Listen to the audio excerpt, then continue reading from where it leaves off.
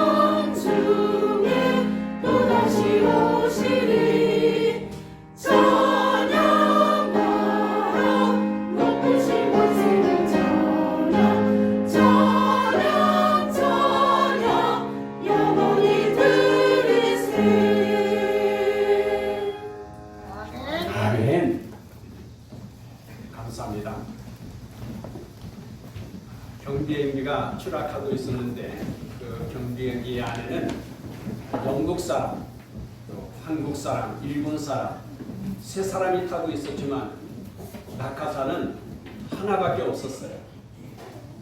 이것을 알는 영국 신사가 신사도를 발휘하여서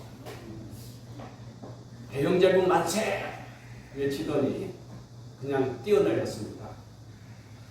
그러자 한국 사람도 벌떡 일어나서 대한민국 만세 외치더니 일본 사람을 던져버렸대요. 이번 주 목요일은 광복 79주년을 맞는 광복절입니다. 대한민국과 일본은 가장 가까우면서도 또 가장 먼 관계이죠. 그런데 중동 지역의 유대인과 아랍인들도 그렇습니다. 그들은 지형적으로만 가까운 것이 아니라 혈육으로도 같은 아브라함의 자손들입니다. 아브라함에게 두 아들이 있었는데 이삭과 이스마엘이죠. 유대인은 이삭의 자손이고 아랍인은 이스마엘의 자손입니다. 근데 유대인과 아랍인은 그야말로 원수지간이죠. 하나님은 갈대아 우르에 살고 있는 아브라함을 가나안 땅으로 인도하셔서 그 가나안 땅을 너와 네 자손에게 주리라고 약속을 하셨습니다.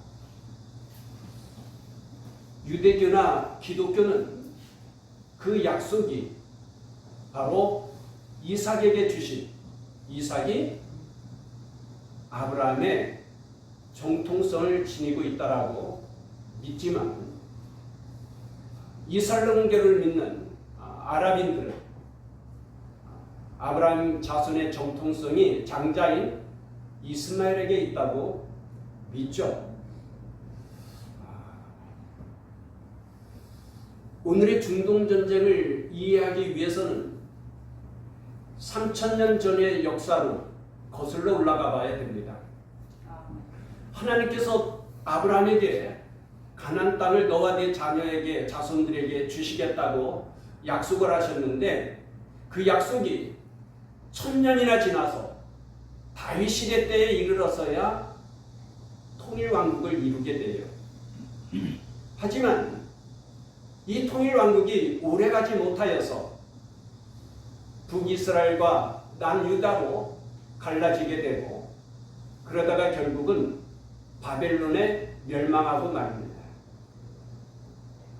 바벨론 제국이 멸망하게 되자 페르시아가 그 땅을 지배하게 되고 페르시아가 멸망한 다음에는 헬라가 그 땅을 지배하게 되고 헬라가 멸망하게 되자 로마가 그 땅을 지배하게 됩니다. 로마가 그 땅을 지배하게 될 때에 예수님께서 예언하신 대로 예루살렘은 완전히 멸망당하게 되고 예루살렘에 살고 있던 유대인들은 대부분 학살을 당하게 되고 남아있는 유대인들은 예루살렘에서 쫓겨나고 맙니다. 그리고 유대인들은 가나안 땅에서 쫓겨나서 세계 각지로 흩어져서 살게 되는데 디아스포라라고 그래요. 이 흩어진 유대인들, 디아스포라들은 어느 나라에 가서 살든지 선민의식을 버리지 않고 유대교를 꿋꿋하게 지키면서 하나님을 경외해야 합니다. 이 유대인들이 다른 나라에 살면서 말할 수 없는 박해를 당하게 되지만 그런 박해 가운데서도 그 민족성과 종교를 지켜내는 거예요. 그러면서 오히려 저들은 다윗 시대 때에 시온을 그리워하게 되고 언젠가 하나님께서 이 민족을 다시 시온으로 이끌어 주시고 거기에서 다윗과 같은 왕국을 다시 세울 수 있게 되리라고 믿습니다. 그것을 시오니즘이라 그래요. 하지만 이미 그 가나안 땅에는 아랍 사람들이 1000년이 넘도록 그 땅에 거주하고 있어요. 오스만 제국이 세계를 지배할 때에 아랍 사람들이 그 팔레스타인에 와서 정착하고 있었던 것이죠. 아랍은 아라비아의 줄말인데 이 아라비아 사람들은 아라비아 반도에 거주하고 있었어요. 사우디아라비아 잘 알지 않습니까? 그런데 오스만 제국이 통치할 때에 많은 아라비아 사람들이 팔레스타인에 와서 정착을 해서 1000년이 지난 거예요. 그런데 꿈은 반드시 이루어진다고 했던가요? 시오니스트들의 그 간절한 꿈, 그 꿈이 이루어질 수 있는 기회가 찾아오게 돼요.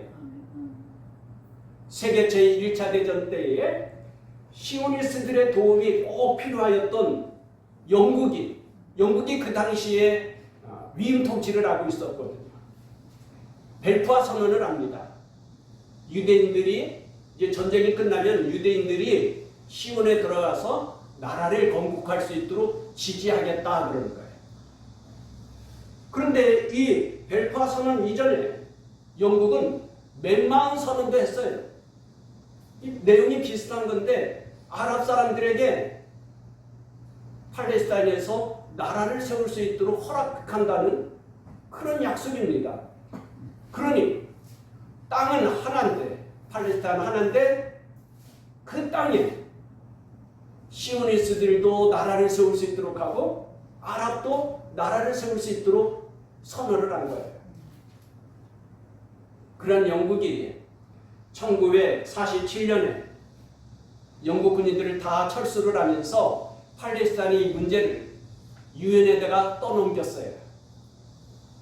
그래 유엔에서는 제안을 하는데 이 팔레스타인에 유대 국가도 세우고 그리고 아랍 국가도 세우고 그리고 예루살렘 지역은 세계 종교의 중심지니까 유엔에서 관리할 수 있도록 그렇게 하는 제안을 내세웠죠. 이때의 시오니스트들은 팔레스타인 전체의 3분의 1 정도밖에 안 되고 또 팔레스타인 전 영토의 7% 정도뿐이 차지하지 못하고 있었어요. 유엔의 제안에 따르면 절반을 넘게 유대인들이 차지할 수 있거든요. 그래 좋다고 1948년 5월에 이스라엘 국가를 선언했습니다. 그러나 유엔의 제안에 반대하던 팔레스타인들 아니 시오니스트들이 차지한 것은 7%밖에 안 되는데 50% 넘게 허락해 준다는 건 말이 안 되잖아요. 그래 제1차 중동전쟁을 일으킵니다. 아랍 국가들이. 여러분 생각해 보세요. 이때 이스라엘은 나라를 세웠다고 선언을 하였어도 뭐가 준비됐겠어요? 그야말로 갓 태어난 아기죠. 신생국가죠. 거기에다가 백성들이 국민들이라고 해야 뭐 3분의 1 정도밖에 안 되는데 그런데 아랍 국가들 전체가 여러분이 집에 가서 지도 보면 얼마나 큰 국가예요. 이 아랍 국가가 연합을 해가지고 이스라엘을 친 거예요. 갓 태어나자마자 아기가 죽게 되는 지경이잖아요. 그런데 어린 소년 다윗이 골리앗을 이겼던 것처럼 기적이 일어나요. 이 작은 나라 병력이나 무기도 제대로 갖추지 못한 이 이스라엘이 아랍 연합 국가와 싸워서 전쟁에 승리합니다. 이렇게 되자 유엔에서 제안하였던 절반 정도의 영토가 아니라 약 80%의 영토를 차지하게 됩니다.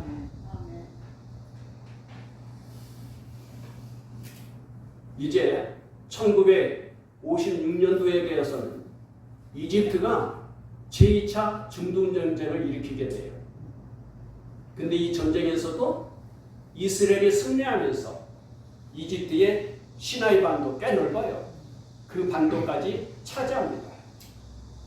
그러자 1967년에 대해서는 이집트가 중심이 되어서 아랍 국가를 다시 연합하여서 제3차 중동전쟁을 일으키게 되죠.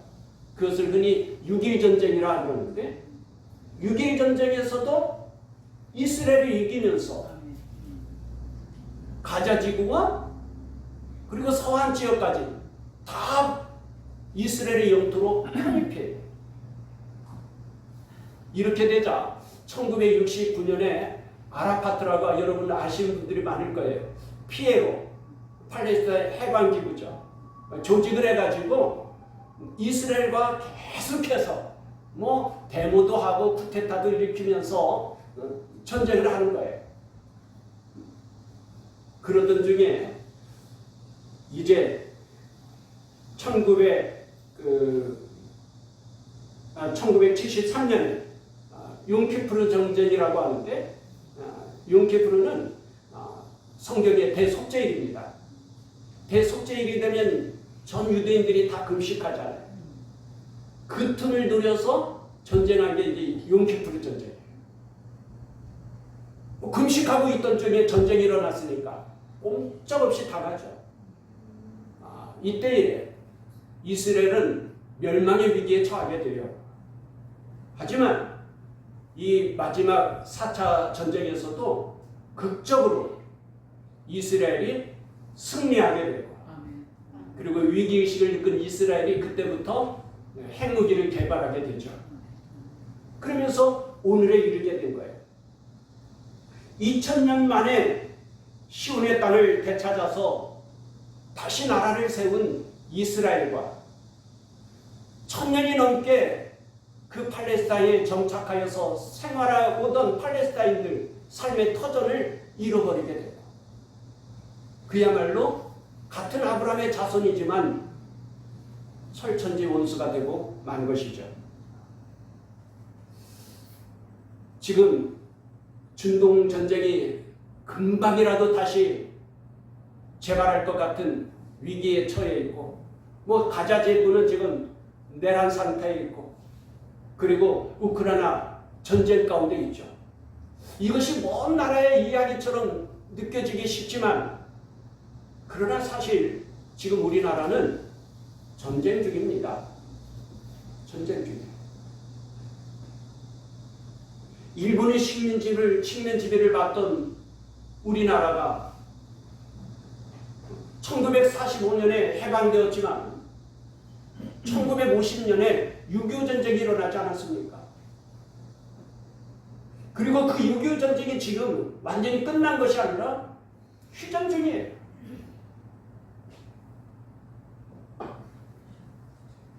언제 다시 전쟁이 계속 터지게 될는지 불씨를 안고 살아가는 것이죠.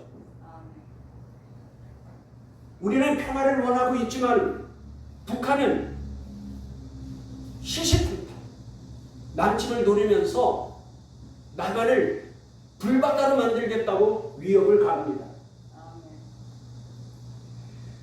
얼마 전 뉴스에 따르면 남북협력 사업의 대표성을 지니고 있는 평양의 평화자동차 공장에서 신형 240mm 방사포 발사 차량을 제조하고 있는 뉴스가 나왔어요.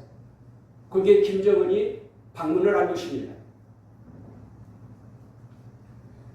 남한은 남북 교류 협력 사업을 위하여서 무진 애를 쓰고 무수한 투자를 하고, 그러면서 많은 합의서도 도출해내었어요. 하지만 지금 남아있는 것은 아무것도 없습니다. 대우그룹이 투자했던 남포공단은 몰수당하였고, 현대그룹이 투자했던 금강산 관광과 개성공단에서는 우리 기업들이 다 쫓겨났고, 우리 정부가 개선을 위해 세웠던 남북공동연락사무소는 폭파해버렸고, 아무것도 없어요. 남북협력과 평화통일을 내세우던 지난 정부는 잊지도 않는 김정은의 비핵화 의지를 선전해 주면서 오히려 온 세계를 속일 수 있는 시간과 기회를 주고 말았습니다. 그 사이에 북한은 미국 본토까지 도착할 수 있는 대륙간 탄도미사일 ICBM을 개발하였고, 그리고 핵전술을 완성해버렸죠. 자신만만해진 김정은은 5,000년 동안 이어온 한민족을 거부하면서 우리가 같은 민족인 것을 부정하고 한반도에서 핵전쟁도 불사하겠다고 위협을 하고 있습니다. 약 70년 전에 그의 할아버지 김정일이 남침함으로써 이 땅을 완전히 피바다로 만들고 아름다운 삼천리 금수강산을 폐허로 만들었는데, 이제 그의 손자 김정은 한반도에서 핵전쟁도 불사하겠다고 위협을 하는 거예요. 이런 위중한 상황에서 정치인들은 지금 무엇을 하고 있습니까? 당파 싸움하다가 이 나라가 망하여서 일본의 식민지배를 받은 것이 100년도 채 안 됐는데 여전히 날이면 날마다 정쟁을 일삼고 싸우는 거예요. 정치로 말미암아 국민들도 진영 논리에 빠지고 말았습니다. 보수와 진보가 나뉘어져서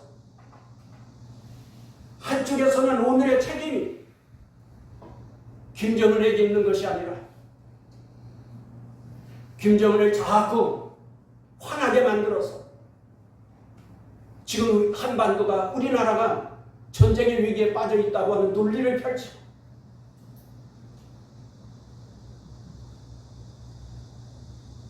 남북 분단 못지않게 남한 내에서 지금 갈등과 분열이 심각한 상태에 이르고 말았어요. 우리가 먼저 하나 되려 이 땅을 통일하고 아름다운 대한민국을 세울 수 있겠는데, 참으로 슬프고 안타까운 일이 아닐 수 없죠. 얼마 전 설문조사한 결과를 발표하였는데, 우리 국민의 10사람 중 9사람은 지금 보수와 진보의 갈등이 심각한 상태에 있다고 대답했다는 거예요. 10명 중에 9명. 그리고 절반이 넘는 사람이 서로 보수와 진보 진영이 다르면 연애도 할 수 없고 결혼도 할 수 없다라고 대답했다는 거예요. 너무나 가슴 아픈 일 아닙니까? 그러니 앞으로 이 나라, 이 민족이 어떻게 되겠어요? 지금이야말로 위기의 때가 아니겠습니까? 오늘은 여호사밧 왕이 국가적인 위기에 빠졌을 때에 어떻게 그 위기를 극복하고 오히려 놀라운 축복의 귀화로 만들었는지를 생각하면서 우리가 위기를 극복할 수 있는 지혜를 배우고자 원합니다.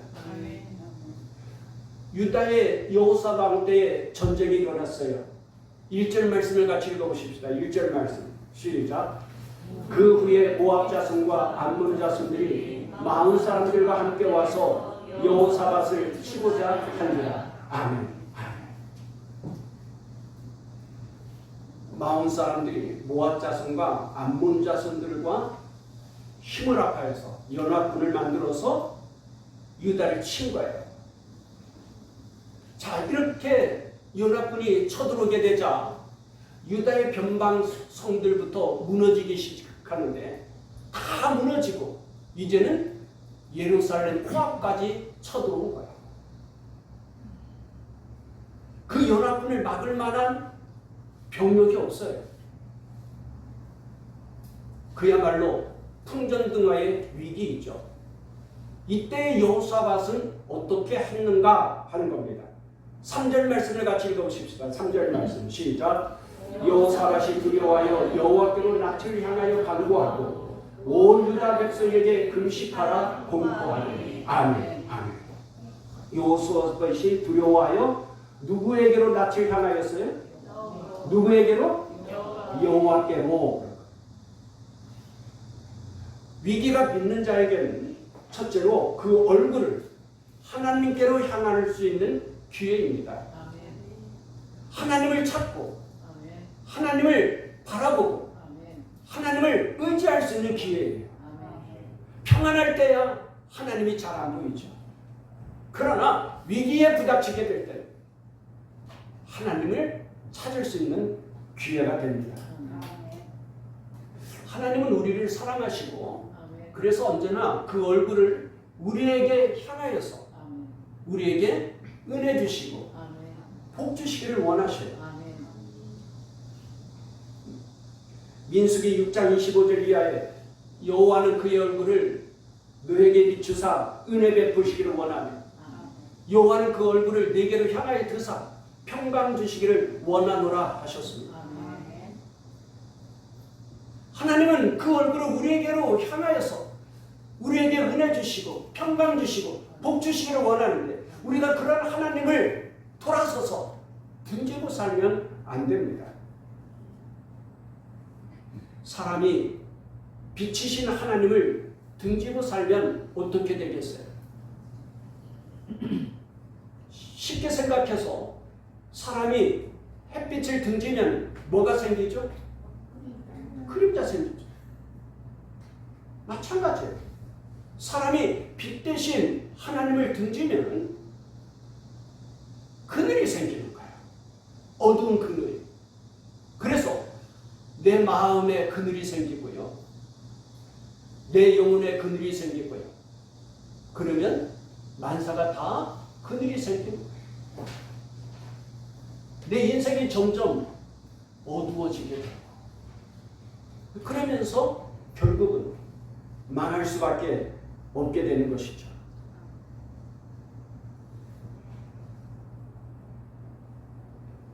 하나님을 등지고 살면 사람이 타락하게 되고 방탕하게 돼요.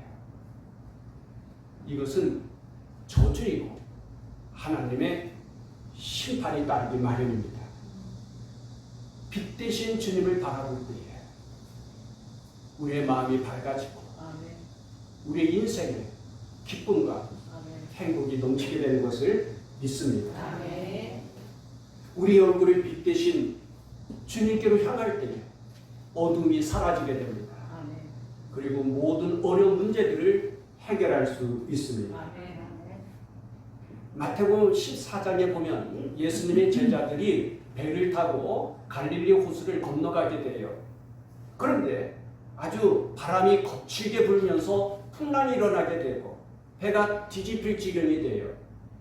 그러자 주님께서 기도하시다가 제자들을 찾아가게 되죠. 제자들이 배에서 멀리 보니 예수님이 다가오시는데 예수님인지 모르잖아요. 유령으로 생각하면서 더 무서워하는 거예요. 그렇지 않겠어요? 막 풍랑이 일어서 지금 죽을 지경인데 멀리서 유령이 다가오고 있는 거예요. 막 무서워서 벌벌 떨자 그때 주님이 얘들아 무서워하지 말라. 나니 안심하라 그래요. 그러자 다혈질적인 베드로가 뭐라고 말합니까? 주님, 주님이시거든. 정말 주님이시거든. 나를 오라고 명하소서. 그러자 주님이 그래 오라. 믿음적인 베드로가 그냥 배에서 그 풍랑에는 바다로 뛰어내죠. 호수로 뛰어내려요. 그래서 아마 사람 중에 예수님 말고 무리를 걸은 사람 베드로밖에 없을 거예요. 걷는데 정신을 차리고 보니까 지금 어디를 걷고 있어요? 뭐가 보여요? 거센 바람과 풍랑을 보면서 그야말로 물속에 가라앉게 되는 거예요. 주여 나를 구원하소서. 그러자 예수님이 손을 내밀어서 베드로를 붙잡아 주시면서 뭐라고 말씀하시죠? 믿음이 작은 자여 왜 의심하였는가? 믿음이 크다고요? 커요? 작아요? 여러분 믿음이라는 게 뭘까요? 이 상황에서 믿음이라는 것은 거센 바람이 불고 풍랑이 일지만은 그 바람이나 풍랑을 보는 것이 아니라 누구를 봐요? 주님 보는 거예요. 바람을 멈추고 풍랑을 잠잠케 하실 수 있는 주님을 바라보는 것이 믿음이에요. 오늘 우리가 이 세상 살아가는 것이 그렇지 않겠어요? 이 세상에는 언제나 바람달날 없다고 문제가 있기 마련이고 위기가 있기 마련이에요. 그러나 믿음이라는 것은 무엇이겠어요? 그런 위기 가운데서 나를 지켜주시고 나를 도와주시고 나를 건져주시고 하나님을 바라보는 것 아니겠어요? 믿는 자는 위기가 오히려 하나님을 바라볼 수 있는 기회가 되는 거예요. 그러나 대부분의 사람들은 위기를 보면서 바람을 보면서 풍랑을 보면서 더 사로잡히게 돼요. 그래서 절망하게 되고 그래서 망하게 되는 거예요. 하지만 믿음의 사람은 그게 아니에요. 오히려 위기 가운데서 그 얼굴을 하나님께로 향하여서 하나님을 찾고 하나님을 의지하고 하나님을 바라보는 거예요. 둘째로 위기가 빚는 자에게는 하나님께 간구할 수 있는 기회가 됩니다.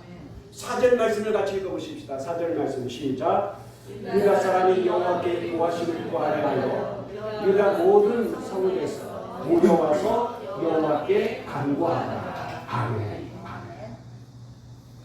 여호사밧 왕은 위기에 부닥치게 되자 온 유대 백성들에게 금신령을 내리고 자기는 성전에 올라가는 거예요. 하나님 앞에 간구하기 위해서. 여러분 대부분의 사람들은 위기를 당하면 어떻게 합니까? 고통의 경우는 사람을 찾아가서 도와달라고 그러지 않습니까? 나라도 마찬가지죠. 나라도 망할 위기에 처하게 되면 보통 다른 나라의 손을 내밀면서 도와달라고 원병을 보내달라고 그렇게 요청하지 않습니까? 그러나 그것이 정말 우리의 도움이 되지 않을 때가 많아요. 좋을 때 친구가 많은 법이지 내가 정말 어려운 일을 당해보세요. 전화도 안 받으려고 할 거예요. 오히려 상처받기 쉽고 배신감 느끼기가 쉬워요. 진정 나를 도와주고 싶어하는 사람이 있다고 할지라도 부모라고 할지라도 나를 도와줄 수 없는 인간의 한계가 있지 않습니까? 그러나 하나님은 바로 그러한 때가 하나님 앞에 기도해야 할 때일 때라는 것을 우리에게 가르쳐 주십니다. 그때가 바로 하나님을 찾아야 할 때랍니다. 제2차 세계대전 때 전쟁의 비화가 있어요. 영국의 30만 대군이 프랑스의 작은 어촌 마을이었던 덩커크에 포위되고 말았어요. 아마 덩커크 영화도 있을 거예요. 영국의 그 주력 부대인 30만 대군이 덩커크의 어촌에 포위되어졌는데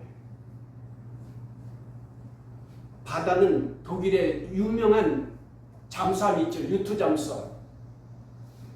영국의 군함들을 격퇴시키고 지키고 있습니다. 그리고 하늘에서는 날마다 독일의 전투기들이 폭탄을 투하를 해요.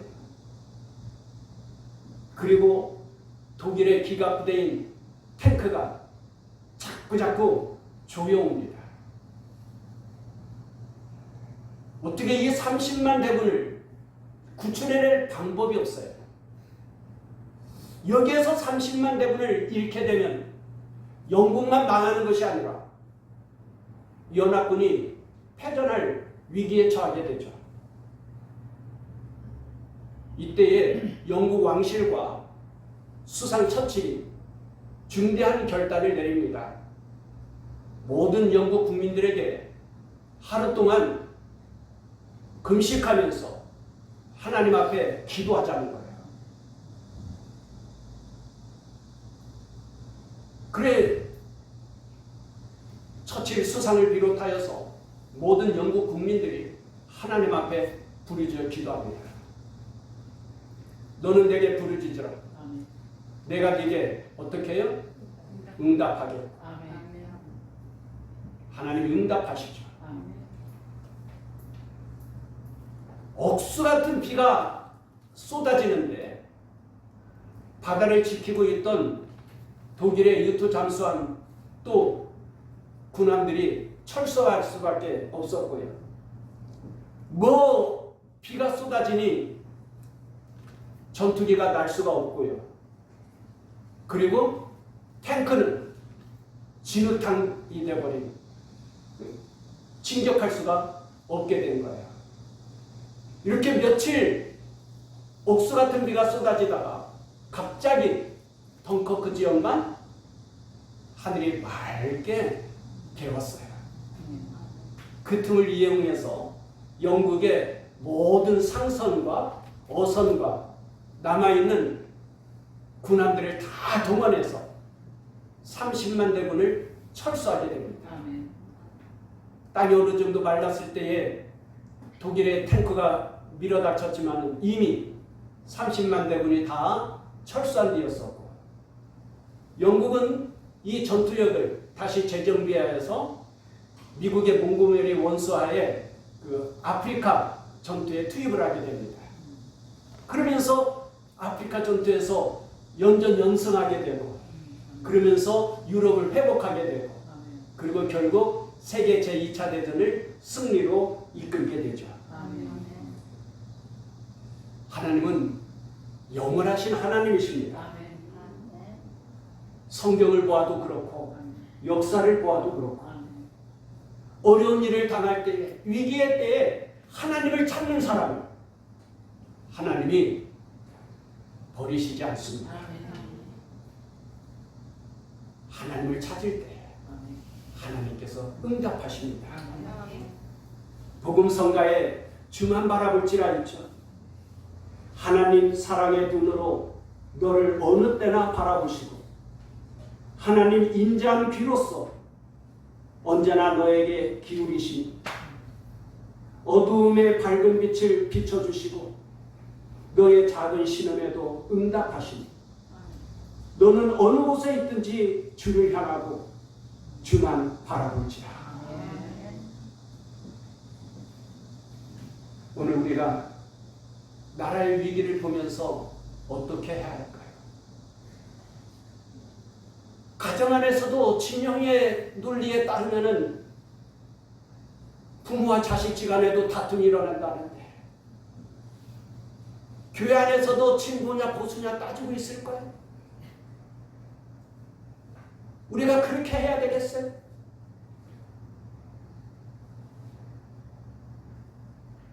사람이 어려운 일을 당하면은 키질과 같아서 알곡과 쭉정이가 나눠지는 법입니다. 세상의 불신자들은 위기 때문에, 정말 위기, 그 위기 때문에 망할 수밖에 없어요. 그러나 믿는 자에게서 위기는 기회인 거예요. 그 얼굴을 하나님께로 향하고 하나님께 간구할 수 있는 기회가 돼. 하나님은 언제나 그때 응답해 주시는 거야. 너는 여호와를 만날 만한 때에 찾으라 그랬어. 하나님을 만날 수 있는 기회가 되어지는 법입니다.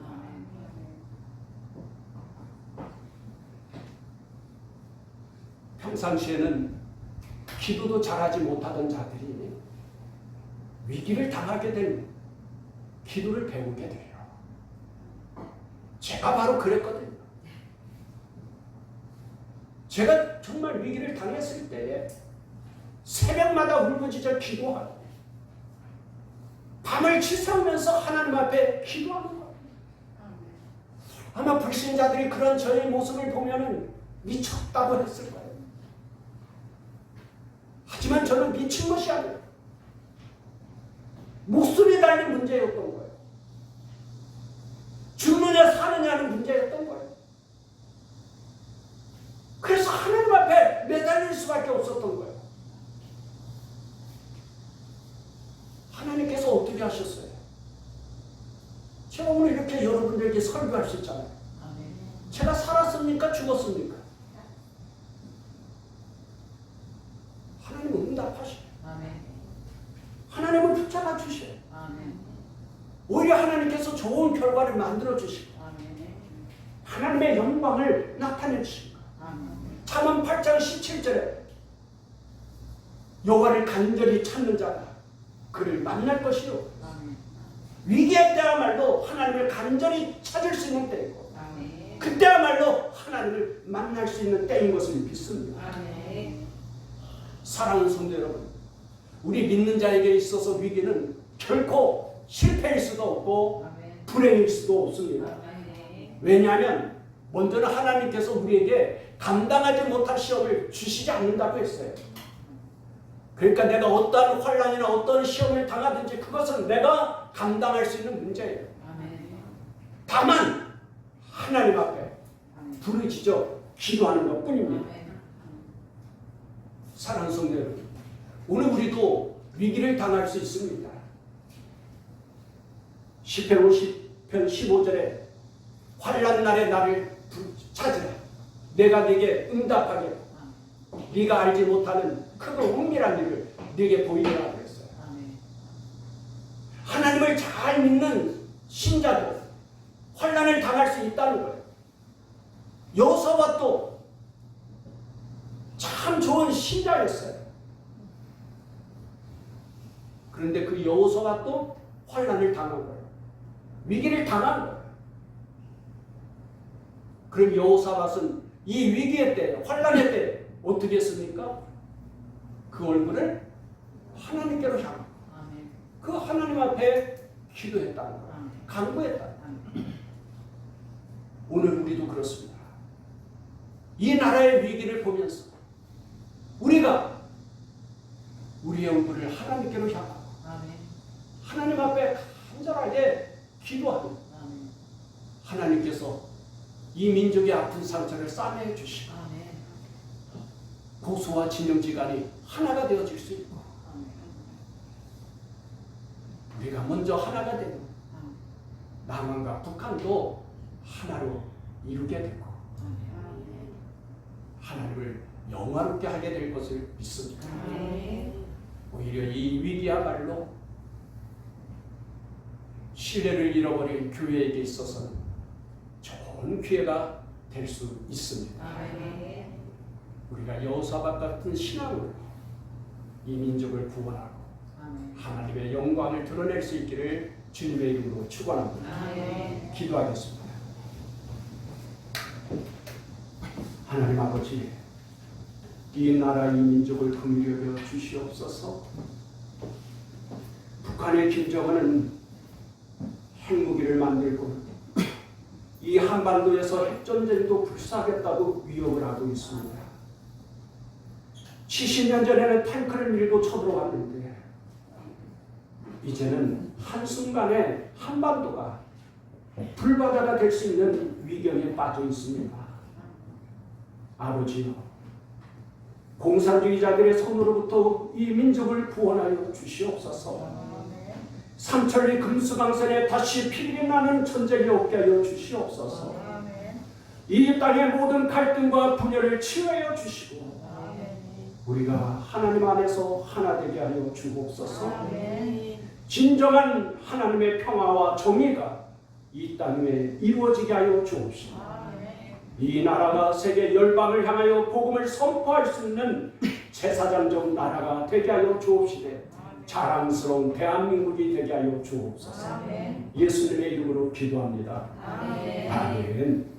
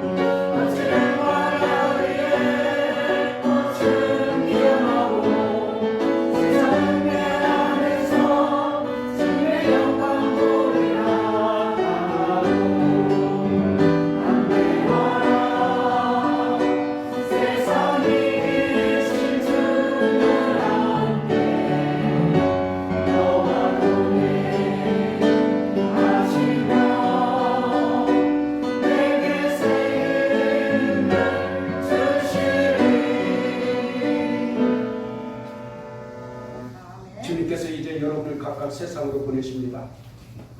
보냄받은 가정에서 또 직장에서 그리고 지역에서 그리스도의 제자로 전도하며 선교사의 삶을 사십시오. 주님께서 여러분과 항상 함께 하십니다. 여러분은 세상의 빛이요 소금입니다. 지금은 우리를 구원하신 예수 그리스도의 은혜와 하나님 아버지의 크신 사랑과 성령님의 교통하시며 충만하심 나라와 민족을 위하여서 기도하기를 결단하고 우리에게 맡겨주신 복음의 사명을 감당하기를 결단하며 돌아가는 주의 자녀들 가운데 영원토록 함께 하시기를 축원하옵나이다. 아멘.